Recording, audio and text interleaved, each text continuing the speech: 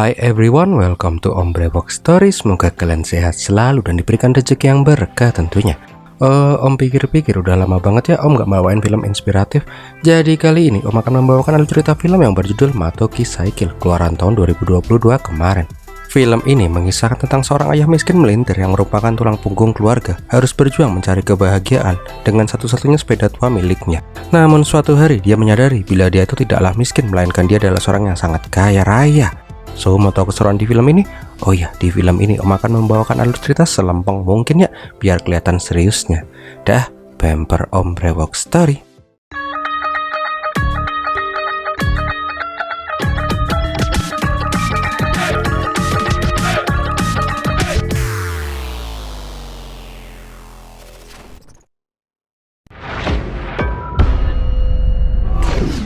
Awal kisah, kita diperlihatkan seorang pria tua yang sedang membetulkan sepeda tuanya. Orang itu bernama Mato. Setiap hari, Mato dan teman-temannya pergi bekerja sebagai buruh serabutan di kota. Pada saat Mato pulang bekerja, dia melewati sebuah rumah salah satu kandidat kades yang sedang berkampanye. Selayaknya kampanye sebelum pemilihan, para calon kades itu pun mengumbar janji-janji manis yang hampir tidak pernah mereka tepati pada saat mereka menjabat. Nah, di sini kita diperlihatkan adab yang sudah lama kita tidak pernah lihat. Mato turun dari sepedanya dan menontonnya ketika melewati kumpulan orang-orang banyak itu. Malam harinya diperlihatkan bila si Mato tinggal di sebuah rumah kumuh yang bahkan sebagian rumahnya beratapkan bintang-bintang. Mato tinggal dengan istrinya dan kedua orang putrinya. Tak terasa pagi pun menyingsing. Tidak seperti keluarga yang berkecupan yang lainnya yang bisa meminum segelas kopi dan ditemani nasi uduk di pagi hari. Keseharian Mato di pagi hari adalah membuang energi negatif di kebun, alias boker di ladang sekaligus ngasih pupuk kebun jagung. Namun ketika itu muatan baru mau keluar separuh, tiba-tiba ada polisi urusan toka yang menggerebek. Tanpa pikir panjang dan lupa cebok, Mato pun langsung berpura-pura mengambil daun jagung biar dia tidak dikira boker di kebun. Sepulang dari berjuang melepaskan muatan negatif di kebun yang penuh dengan drama, diperlihatkan keluarga kecil Mato yang saat ini sedang beraktivitas. Ada Nerats, putri sulung yang sudah 1 jam sikatan gigi. Aslinya sih dia cuma pengen dilihatin sama cowok tetangga sebelah si Sonu. Diperlihatkan juga ibu yang sedang menyapu di lantai, yang bahkan itu bukanlah lantai melainkan tanah. Sedangkan Lim kasih bungsu membersihkan satu-satunya harta keluarga mereka, yaitu sepeda tua, untuk mendapatkan upah dari ayahnya. Pembicaraan mereka tidak jauh-jauh dari hari ini mau makan apa, karena hasil bekerja kemarin akan dihabiskan untuk makan hari ini. Di tempat lain, kampanye kades makin sengit. Caudari yang merupakan pensiunan tentara terlihat memimpin masanya untuk memilih dirinya. Hati-hati mas, fanatik sih fanatik, tapi jangan sampai kejengkang di comberan dong. Intinya sih sama kayak calon yang lain, Caudari pun memberikan janji-janji setannya kepada warga untuk memilih dirinya. Pokoknya, kalau memilih saya lapangan pekerjaan mudah, sekolah gratis, rumah sakit gratis, BBM gratis, pajak motor mobil gratis. Itu kalau saya kepilih. Tapi kalau enggak, sumbangan karpet kuil yang kemarin saya ambil lagi. Sumbangan meja pingpong di pos kamling, ya saya ambil lagi. Apa bukan begitu masyarakat? Siang harinya, ketika Mato lewat di rumah Caudari, dia dipanggil untuk minum teh. Dengan sopan, Caudari menanyakan apakah keluhan warga-warganya itu. Dia berjanji akan mensejahterakan semua warganya. Di sini Mato pun curhat bila Nerats yang sudah mau 17 tahun belum menemukan calon suami. Mato tidak punya uang untuk mahar pernikahannya si Nerats. Sedangkan Limka yang berusia 13 tahun tidak sekolah karena Mato tidak kuat untuk membayar sekolah. Pada saat mengobrol dengan Mato, Bu Caudari keluar. Dia meminta suaminya untuk segera mandi karena Caudari baru saja kampanye di tempat kasta rendahan. Sebelum berangkat bekerja ke kantor, Mato menyempatkan diri mampir ke bengkel sepeda langganannya. Namun Mato yang miskin ini tidak menyuruh si Kalu untuk menservis sepedanya, melainkan dia hanya meminjam kunci pas karena Mato tidak sanggup membayar jasa servis Kalu. Akan tetapi Kalu tidak merasa keberatan karena bagaimanapun juga Kalu paham dengan perjuangan Mato untuk menghidupi keluarganya. Singkat cerita, pemilihan kades pun digelar. Seperti yang sudah diprediksi, Caudari pun memenangkan pemilu kades itu. Setelah merayakan kemenangan Caudari, Mato pun sampai di proyek kuilnya. Sesampainya di sana, Mandor marah-marah karena Mato telat datang. Sepulang bekerja, Devki meminta suaminya untuk mencarikan jodoh untuk si Nerats karena sudah hampir 17 tahun Nerats belum juga bersuami. Dengan ditemani Pak Mandor, Mato pun mendatangi rumah kenalan Pak Mandor. Keluarga itu pun bilang mereka bersedia menikahkan putranya dengan si Nerats. Mereka juga tidak meminta mahar apapun, tapi karena mereka itu butuh motor, jadi tuh keluarga meminta dibeliin motor sama si Mato. Ini bukan mas kawin loh ya, cuman tanda kasih sayang antar besan kok. Oh, podo wae to Sartono. Jelas saja Mato tidak sanggup dengan permintaan itu. Untuk sekedar makan saja sulit, apalagi membelikan sebuah sepeda motor. Sialnya ketika hendak pulang, ada mobil bangkai yang belok sembarangan. Sialnya lagi, Mato dengan sepeda tuanya tidak bisa menghindari menabrak mobil itu. Dia marah-marah lagi. Oh, kalau itu om udah tak jambak-jambak tuh orang. Sabar.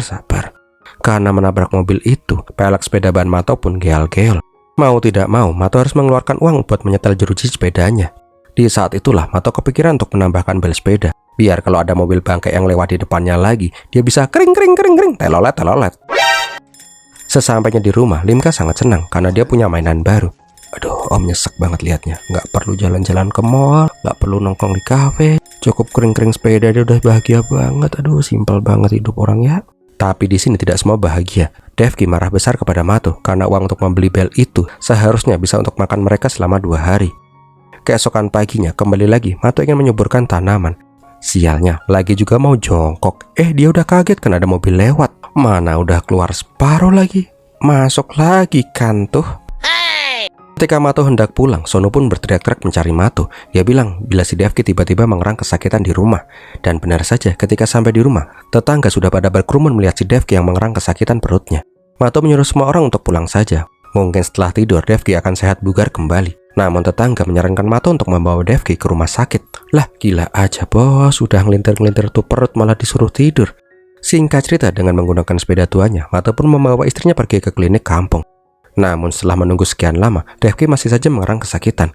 Mantri di kampung menyarankan Mato membawa istrinya ke dokter di kota. Mungkin penyakit Devki itu penyakit yang serius.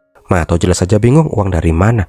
Karena tidak punya pilihan lain, Mato pun terpaksa meminjam uang kepada ayahnya si Sonu. Untungnya ayahnya si Sono mau meminjamkan sedikit uang dan menyuruh si Sono mengantar Mato dan Devki ke rumah sakit di kota. Singkat cerita, dokter pun memeriksa si Devki. Dokter bilang agar Devki diperiksa di lab dan di USG. Di sini Mato pun menanyakan berapa uang yang harus dia keluarkan untuk semua itu. Dokter berkata, semua terserah Mato. Bila Mato ingin mengetahui penyakit dari Devki, Mato harus melakukan tes itu. Karena tidak punya pilihan lain, Devki pun harus dirawat di rumah sakit. Diketahui bila dia itu terkena penyakit empedu yang sudah sangat akut.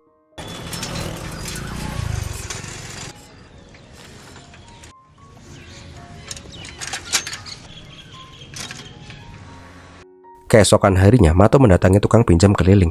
Dia pengen pinjam uang 3.000 rupiah untuk pegangan dia ketika istrinya dirawat di rumah sakit. Namun Pak Bor tidak bisa memberikan pinjaman lagi karena hutang Mato sudah menumpuk.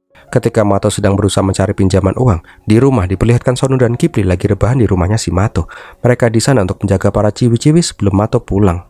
Namun ketika Sineras kesusahan motek-motek kayu bakar, dengan heroiknya Sonu membantu Sineras. Dan di momen itulah dua pasang bola mata mereka pun saling beradu.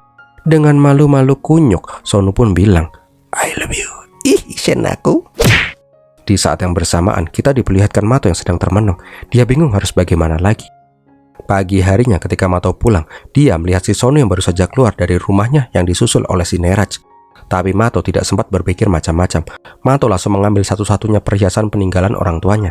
Dengan sangat terpaksa, Mato menjual anting-anting itu demi bisa menebus Devki dari rumah sakit. Di rumah sakit, Devki marah kepada Mato karena anting-anting itu adalah satu-satunya harga berharga mereka untuk pernikahan Neraj kelak.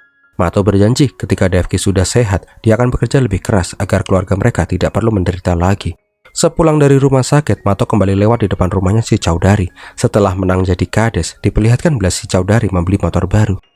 Tak lama kemudian, Mato sampai di proyeknya. Namun teman-temannya tidak bekerja karena pengiriman material sedang tersendat. Karena tidak ingin menganggur, Mato pun berniat pergi ke kota untuk mencari pekerjaan serabutan. Ternyata tidak hanya Mato yang mencoba peruntungannya mencari sesuap roti.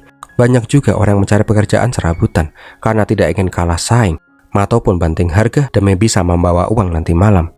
Diperlihatkan bila si Mato bekerja memindahkan sisa material di sebuah rumah.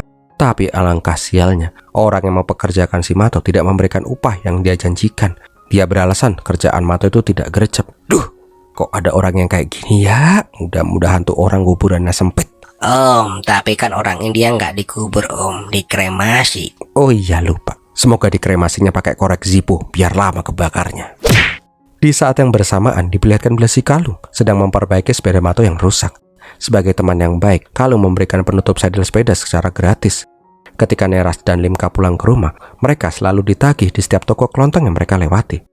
Om kirain mereka pulang. Si Neraj malah mojok sama si Sonu di kebun. Namun ketika si Sono menghampiri si Kipli, Neraj melihat buah okra. Karena lapar, Neraj pun berniat mencuri satu buah itu. Sialnya pemilik lahan memergoki si Neraj. Kampretnya lagi, tuh om-om menuduh si Neraj sebagai pencuri yang sering mencuri di kebunnya. Bahkan om-om itu juga memfitnah ibunya si Neraj sebagai orang yang menyuruh Neraj mencuri. Melihat kejadian itu, Sony hanya bisa terdiam membisu. Karena malu, Neraj pun langsung pergi meninggalkan Sono. Mbak, ngambek sih ngambek. Adiknya ketinggalan itu loh. Malam harinya diperlihatkan bila si Neraj sedang bekerja merajut manik-manik, sedangkan Limka terus-terusan bermain kering-kering sepeda. Di saat itulah untuk pertama kalinya Mato marah kepada anaknya. Dia lelah dengan semua tekanan yang dia hadapi. Keesokan harinya Mato kembali bekerja. Di sini Mato pun ingin meminjam uang kepada Pak Mandor, tapi Pak Mandor tidak bisa meminjamkan karena uang dari proyek saja sering tersendat.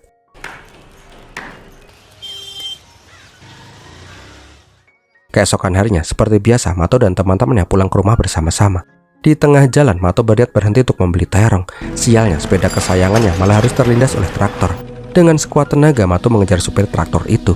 Tapi apalah daya, tubuh tuanya tidak bisa berlari lagi. Mato hanya bisa meratapi nasibnya. Satu-satunya sepeda untuk mencari nafkah harus rusak. Kalau yang melihat kerusakan sepeda, Mato pun tidak bisa berbuat apa-apa. Semua besi di sepeda itu pun sudah bengkok, tidak beraturan.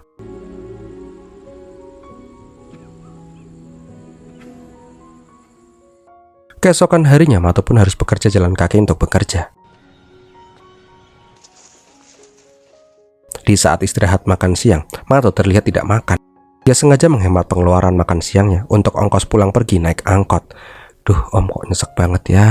Suka nggak kuat lihat yang gini-gini tuh. Dan benar saja, ketika pulang karena bekerja sangat keras dan tidak makan, Mato pun harus tumbang. Keesokan harinya, Mato pun harus kembali bekerja.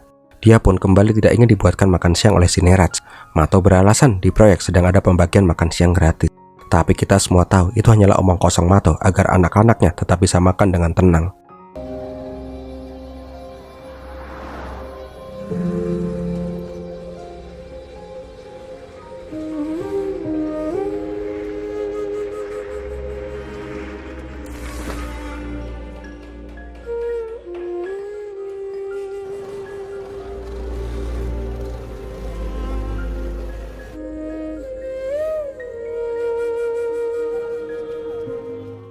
Suatu hari Mato menemui sahabatnya si Kalu. Dia menceritakan tanpa adanya sepeda, kehidupannya semakin berat. Kalu menyarankan agar si Mato membeli sepeda baru dengan mencicil. Namun Mato tidak bisa. Mato harus menabung demi bisa menikahkan Neraj yang sudah hampir menjadi perawan tua. Ini bukan om yang bilang loh. Ini filmnya lo yang bilang. Ya kali aja 17 tahun perawan tua. Gimana kalau yang... nggak jadi deh. Malam harinya diceritakan bila si Mato bermimpi. Di mimpinya, dia mengenakan baju yang sangat bagus dan mengendarai sepeda baru. Diperlihatkan juga, Mato dan istrinya berdua memadu kasih ditemani embek-embek dan makan es krim di bawah rindangnya pohon beringin. Diperlihatkan juga, Mato mendatangi sebuah sawah yang dimana si Neraj akan segera menikah di sana. Impian yang untuk sebagian dari kita hanyalah impian receh, tapi untuk si Mato, itu adalah sesuatu yang sangat mewah. Lagi asik-asiknya mimpi malah dibangunin sama si Devki. Di saat yang bersamaan, diperlihatkan bila si Neraj dan si Limka menyetorkan hasil sulaman manik-manik ke pengepul. Ya, walaupun bayarannya tidak seberapa, seenggaknya uang itu bisa membantu perekonomian rumah mereka. Di lain tempat, Kipli dan Sonu pun malah lagi asik mainan Tinder dan ngeliatin mbak-mbak kendal-kendul. Karena udah kepengen nganu, si Sonu pun berniat menemui si Neraj. Melihat si Sonu, Neraj pun langsung pergi melengos. Di saat Sonu pura-pura ingin membantu Limka untuk mengambil kunci pas untuk melepaskan bel sepeda dari sepeda keramat, si Sonu pun malah ingin menyosor si Neraj. Tapi Neraj yang sudah kepalang sebel sama si Sonu malah menampar si Sonu. Karena hal itulah Sonu pun ngambek dan pergi dari sana. Ya malulah ditabok. Keesokan harinya diperlihatkan bila sepeda Mato akhirnya harus dijual ke tukang besi bekas. Karena mereka butuh uang untuk makan, dan Mato juga tidak bisa membenarkan sepeda tua rusak itu. Aduh, nyesek banget liatnya. Aduh. Keesokan harinya, Mato pun kembali bekerja. Tapi dia malah dimarahi oleh Pak Mandor. Ini sudah sekian kalinya Mato terlambat bekerja. Mato beralasan dia sudah tidak punya sepeda lagi. Dan dia merasa sangat berat bila harus keluar uang untuk naik kendaraan umum. Pak Mandor jelas saja tidak mau peduli. Tapi karena masih punya hati nurani, Pak Mandor bilang dia akan bilang ke bos agar si Mato bisa diberikan pinjaman uang 1.000 rupiah untuk uang muka membeli sepeda. Namun Mato sadar uang 1.000 rupiah jelas saja tidak bisa untuk membeli sepeda. Di saat perjalanan pulang ke rumah, Mato pun berniat meminjam uang ke anak dari Chowdhury. Namun Rajesh beralasan dia tidak punya uang karena uangnya sudah habis buat beli ciu bekonang. Rajesh malah menyarankan si Mato untuk minjam uang ke rentenir saja. Jelas saja si Mato tidak mau, karena itu sama saja menjerat lehernya sendiri. Di rumah, Mato menceritakan semuanya ke keluarganya. Dia pun bingung harus bagaimana. Melihat ayahnya yang sedang kesusahan, Neras dan Limka pun memberikan uang tabungannya selama ini dari menyulam manik-manik. Mereka ingin ayahnya membeli sepeda baru agar bisa bekerja seperti biasa. Nah, ini nih anak yang sadar diri, nggak kayak yang di TikTok. Udah tahu orang tuanya melarat, ngamuk-ngamuk minta dibeliin Aerox. Kalau nggak mau sekolah. Duh, kalau om jadi orang tuanya, udah om rujak tuh pakai ban Aerox. Sabar. Orang sabar pantatnya lebar. Keesokan harinya, Mato ditemani Kalu datang ke toko sepeda. Dengan bantuan Kalu, bos toko sepeda itu bersedia memberikan cicilan murah untuk si Mato. Jelas saja, itu menjadi hari yang paling membahagiakan untuk si Mato. Dengan senang gembira, Mato pun membonceng si Kalu dengan sepeda barunya. Mato juga berkata, dia tidak akan pernah lupa dengan semua jasa sahabatnya itu. Pada saat hendak pulang ke rumah, Limka menunggu ayahnya di tengah jalan. Dia ingin merasakan naik sepeda baru yang dibelikan oleh si Mato. Begitu juga ketika mereka sampai di rumah, Devki dan Neras langsung melakukan persembahan agar sepeda itu kelak bisa mengubah hidup mereka. Malam harinya, tak bosan-bosannya Mato memandangi sepeda barunya itu. Mimpi kecil tapi sangat berarti untuk dirinya. Singkat cerita, Mato pun bekerja dengan semangat keesokan harinya. Tak terasa, malam pun tiba. Seperti biasa, Mato pulang berbarengan dengan teman-temannya. Namun naasnya, ketika Mato berpisah dengan rombongan, ada perampok yang mencoba merebut sepeda barunya itu. Dengan sekuat tenaga, Mato mencoba mempertahankan sepeda barunya itu.